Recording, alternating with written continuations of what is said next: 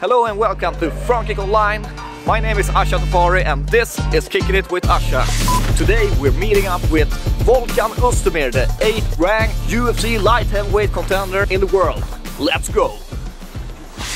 Alright, so we at Frontkick.online wanted to give something extra to you international fans and viewers, and we're glad to welcome number 8 ranked light heavyweight contender Volkan Oezdemir to the channel. Nice to have you here. Thank you, I'm glad to be here as well. Great to have you here in Sweden, and you've been here a couple of times earlier. How has Sweden treated you this time around? I mean, really well. I mean, every time I've been here, it was a good time. You know, I fought once. I was supposed to fight another time, and I've been here now for the second time training. Yeah. And for the first time now, I'm training in Allstars, and I'm really having a great experience. Yeah. And Allstars Training Center obviously have been welcoming quite a few fighters from around the world, not only Sweden. And it's growing, you have tough fighters there. What is your experience of spending almost 2 weeks now training there? I mean, it's really great. I was actually really surprised about the level they have here. So I've been actually training for a few years in the US. I was living in Florida for like three years. And I was actually surprised to find such a high level in every department, you know, and to have also a real devoted team with people that are like 100% focused on MMA, you know, like coach working full-time in MMA, being in gym like 5, 6, 7, 8 coach working there, so you know, to have different if you have different needs, you can go to whoever you want. So that's something that was actually really nice to see, to have something actually close from home. Yeah. So it was definitely a great experience for me. And it's interesting when you see the pictures on social media, and I mean, you have, for example, Alexander Gustafsson there training, and at one point in time you guys were like campaigning against each other to get the title shot. Then you were also actually booked against each other. You were supposed to have a fight that got cancelled, but now you've been training together, spending some rounds together. How are your relationship now, and how has it been training with Alex? It's good, you know. Alex is a beast. I'm happy I didn't have to go through war with him, you know. Yeah. Just kidding. But no, it's actually really nice because obviously we were at a moment also in my career. You know, I was going up. He was actually also fighting to get a title shot. I was also going there, so it was maybe for me the perfect timing to make it what I called back in the day the King of Europe title. You know, like to see who is the best. Yeah. Like, you know, like a second world, like a European belt or something. You know. Right. But it was great. You know, I got booked. Then I had some injuries. You know, some broken nose and stuff. And yeah, life goes on. We went also all separate way, and I think maybe it's for the best because now actually we're like sparring partners, right? And you know, it's for the best. Yeah, now you're not in the same division anymore. Also, and you have Khamzat Chimaev obviously at the gym. You've been spending some time with him as well. He's like the guy that everyone talks about now. He's the hyped up prospect and rising star. What are your thoughts about him when you seen him work at the gym and maybe you train together? Yeah, it's not only talks. You know, it's you know, I think he back up the talks. You know, you see it.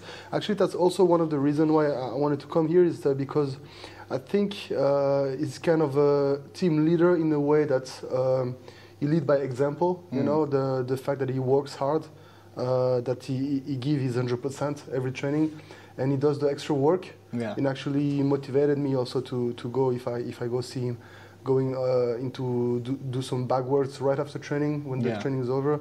You know, I also pick up my glove, I put them on, and I went onto the bag. Yeah. You know, call him also for, hey, you want to also do some wall training after some runnings and sprints and conditioning training, and it's okay to do this, you know. So it's actually really good to have always somebody to want to go the extra miles, and actually something that it's refreshing also. To have somebody like that can also, you know, feed you motivation, I also come from a place now in Switzerland where I am the almost only guy, you know, and I'm actually pushing people around me. So it's also nice to have somebody that can actually pull me, you know, so in another direction. So you know, I'm not also being. I can use the traction as well. Right, and we've been hearing a lot, like for years now, about him, being competitive against the heavyweights and light heavyweights. You're a light heavyweight yourself. Obviously, he's like a main sparring partner to Alexander Gustafsson for a long time. Is it true? Like, is he competitive? Like, is it a hard sparring against him, even though he's a welterweight and you're a light heavyweight? Yeah, of course.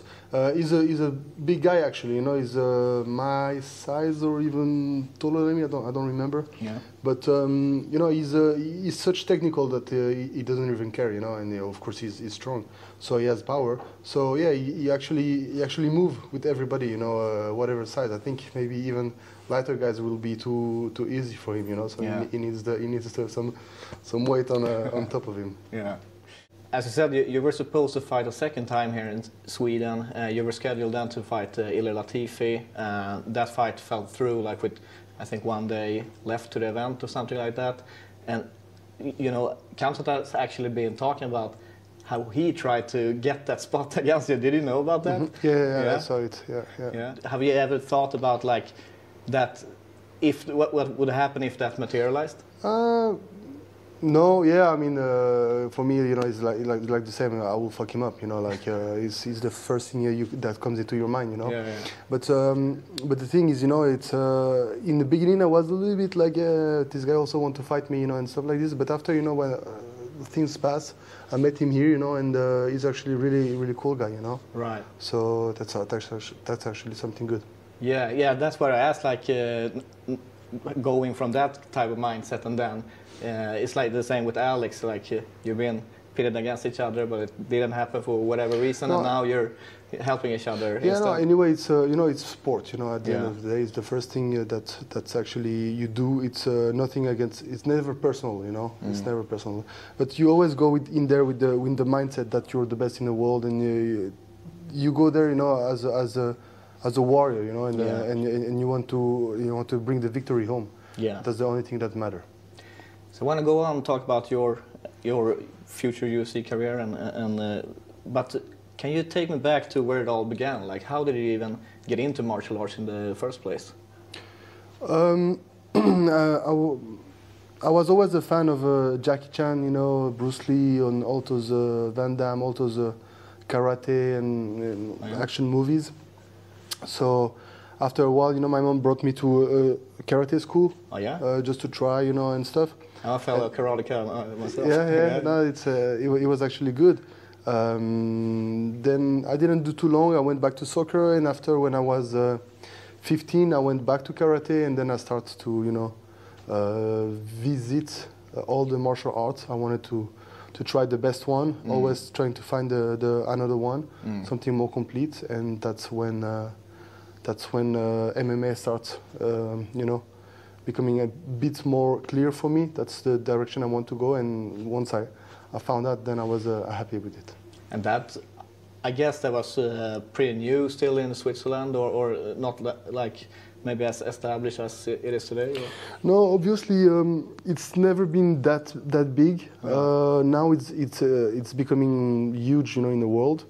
But you have to do with what you have. So I always did a little bit of kickboxing, a little bit of jiu-jitsu, and I was traveling a lot. So that's how also I was able to train. Sometimes talking about like knockout artists such as yourself, you talk about the touch of death. I feel that's pretty accurate if you look at your career. Like you have multiple fights that has ended under a minute's time. You need often just one good shot, then it's over. Your nickname obviously is No Time. When did you find out that you had that kind of power? It's not just like muscle power, or you know, like you have that ability to land one good shot and it's good night. Yeah, so I always knew by training that my hands are heavy, and you know, like powers just came naturally to me.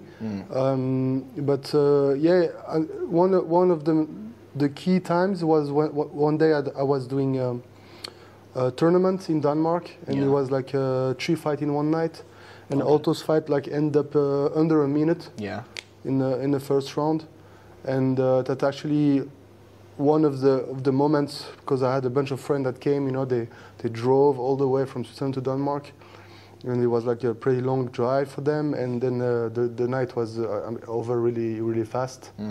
And you know, they were like, "Oh, you always we always come and you always finish in less than a minute. You know, we never have time to watch you. We always pay the money and the ticket."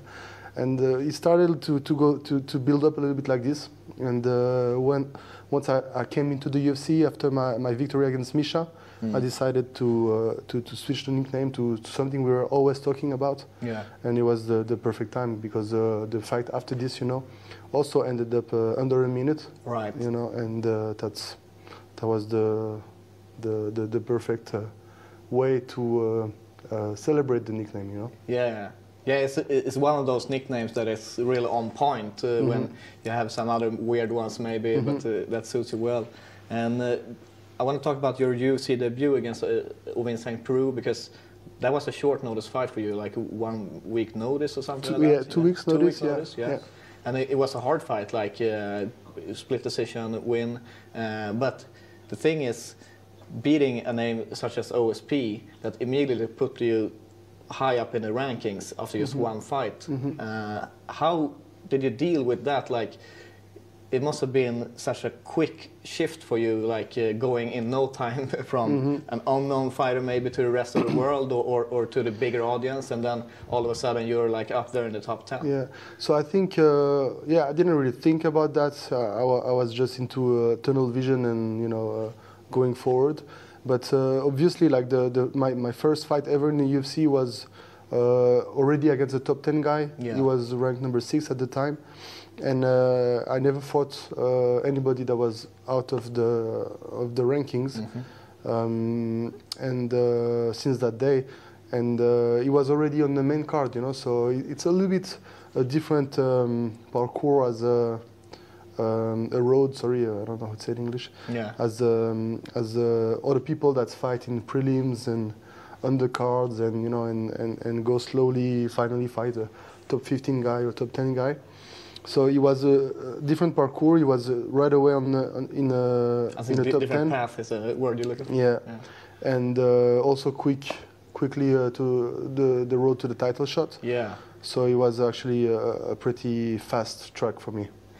Do you think maybe in hindsight that it was too quick maybe to jump in there against the DC, and do you look at back and I mean, I heard you talk about like fighting is like wine, and you get better like the more you mature, and you got but it's also about the upside also as well, Yeah. Imagine the history it will make, like less than a year in the UFC, less than a year title shot, victory, first round DC, knockout, hands up in the air. It is something. It's all about creating history, and that's the way you want to do. You want to go if you want to make it big. You need to make something different, and of course, so there is no regret about anything. But of course, coming from also being maybe a little bit one-dimensional fighter, being more of a striker, then I also had to learn all the other aspects of the game, and obviously it takes time to be really good at it. Yeah. But at the end of the day, my strength lies, in a certain department. Yeah. And that's where I need to have my focus on. Yeah, and I wanted to talk about just the fact that you mentioned yourself.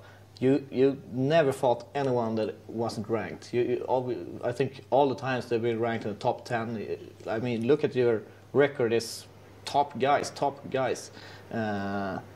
Have you felt like, damn, do I need to do this every time? I mean, now when you have, I don't know, how many UFC fights do you have in total? I think 8, or something. 8, yeah. Like, do you feel sometimes, can't I get, a new guy this time, or? Yeah, no, because that's not what you sign also for. You also sign to, I mean, you don't sign for nothing. You want to be the best, and once you sign, you need, that's the way it has to go. You want to fight the best. Yeah, you want to fight the best because you need to prove that you're the best. So there is no really need to think too much about that, you know, because you know, in my mind I'm able to beat anybody, you know, and I know I can do it. So this is not really a question of a way of thinking, you know. Now you had a few good wins in the UFC, and also you tasted defeat a couple of times, but you never like been dominated or anything. You've always been competitive against the top. How do you feel now that you really has, you know, established yourself as this top guy, and maybe that was good that it went so quickly in the beginning, because you know, 8 fights in, some people are still working their way up, and you've been now a top 10 fighter for a couple of years. Talking about the upside that you mentioned earlier. Yeah, I mean, obviously it's all about the risk, also risk and rewards.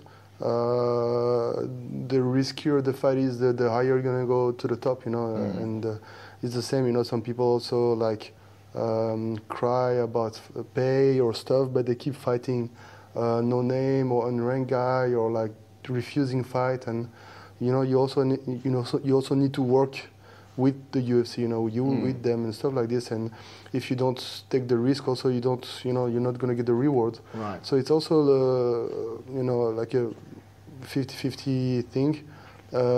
Obviously, you want to have the best. You want to fight the best guy. So it's dangerous. And yeah, I don't even know what the fuck I answered. that was not the question. Let's just move on. That was not the question. He goes like this. Looking at your last fight, it was against Magomed Ankalaev, and he's like, you know, one of the biggest prospects in the light heavyweight division for quite some time now. And it was a competitive fight. I don't think you have done any interviews since that fight, and you've not really been that active on social media either. So how do you look back at that fight now, and what's the reason for your, I guess, media silence, or what we're going to call it? Yeah, I'm never really big on social media. Sometimes I have, you know, some people working with me that actually do my socials. But yeah, I mean, for me, you know, it's okay to say stuff, you know, like this. But it's when it's time to work, you know, it's time to work, and you don't have to prove to anybody what you're doing. For me, it's best to come with proof, and showcase to the world what I've been working on. And the best way to come and show the proof is like to come with the knockout, to come with the big victory on my next fight. Yeah. So I think there is not much to say or to show. In those moments, I've been also like doing some stuff, and that's also one of the reasons now I came also to Sweden to train here. It's part of the process, and I'm eager to get back and to grab this victory. Yeah, I've heard some rumors that you're moving here. Is that true? It's a process, yes, but it's definitely something that I'm working on. Yeah. Okay, cool. And one other UFC loss that you have that I don't know if you even consider a loss. I'm talking about the fight against Dominick Reyes, where it was a split decision, and many people felt that you won, although he got the win. How do you look back at that? And is that maybe like a rematch that you're looking at in the future, or something? You're both coming off losses now. Yeah, I don't like him, you know. Anyway. Oh yeah. Yeah, he's a weird character. You know? Why is that? Yeah. He has a weird personality, you know. I think it's like the kind of guy you hate him or you love him, I guess. But he appears a certain way, and I have friends that also told me about his characters or whatever. But this is personal stuff, nothing to do with the fight. But obviously the match was bullshit. I think he was an undefeated guy coming to the UFC. A lot of hype, and I was coming off losses, you know, maybe not the best moment, split decision, maybe, you know, got some favoritism about it, you know, and that's it. But I think I got the job done. I put my mark on him, I think mentally and physically as well. So you know, in my mind, you know, it's obviously not a loss, but it's something on the paper that I will love to avenge. So in a perfect world, like your next UFC fight, if the UFC offers him, you're saying perfect yes right world away. will be a rematch in London, because everything happened in London, and so it's going to be the same crowd, same fight, but now my hand will be raised and his face is going to be on the floor. Cool, cool. Yeah, I'm sure many people would like to see that rematch as well. And you have another one that is actually a win for you, is Alexander Rakic. That was a close one as well, a split decision. I thought you won that fight, but I know there's people that have different opinions. He's like one of the guys that's up there now looking at the title shot. Would you be open to a rematch with him if that would make sense? Yeah, of course. Also, yeah. This is also something because he's been opening his mouth a lot, you know, also after the fight. So definitely it's something I want to get back at it, and you know, to close the chapter, you know, for good. That's going to be also a great fight. But he's obviously now he's on a winning streak, on his way to go to the title. So then, hopefully, you know, he could be on top, and I will be there to, you know, to give him, you know, also the occasion and stuff. But yeah, he's going to play out in the future. You know, he's a top dog, and he's going to stay on top of the division as well. So, so I have no worry about this. Light heavyweight division is a really fun division now, because there have been some mixing up with the new champs and stuff like that. You fought against Jiri Prochazka, and he's now #1 contender, that he will fight Glover Teixeira. How do you look at that fight? Do you think that he has the ability to beat Glover, or do you have a pick there, or how do you look at it? So it's actually a hard fight to predict. Glover is the type of guy who sometimes come out of nowhere. You know, he got punched, he's halfway on the ground, getting the takedown, finally putting the gun on the floor, and like reversing all the way the fight has been going. And he's grinding, you know, and he's been grinding for a long time. He has a ton of experience, so I think, yeah, his experience will be maybe able to overcome Jiri's enigma, you know, like, because he's a weird guy, you know, the way he fights. And it's a little bit complicated to talk about him, because he has such a weird style that you don't even know. He got caught a lot by me also, twice or 3 times, let's say twice, and against Reyes as well, you know, wobbled and stuff. So, you know, he could have also go both way, and then, you know, people will be not praising him anymore. And now that's, you know, he was always on the right side of the table. Then obviously he's a genius, you know, but he's also really complicated, because I know he's been working on his defense. But that's definitely one weak point on him. And the second weak point will be his ground game, which is also something Glover is really good at. So I might go maybe 65% for Glover, you know, on the chance of victory. But Jiri is actually a tough guy, and he has a good reading of the fight, high fight IQ, distance and movement and angles as well. It's a really interesting fight, and it's an interesting time at light heavyweight. Lots of great matchup to be had in the top 10. You have some rematches maybe also in the future, hopefully, and you're looking at that UFC London card to make your return. So we hope to see you back there in London. Thank you very much for doing this interview. Great to have you here. Appreciate it. Thank you so much. Thank you. Thank you. Bye.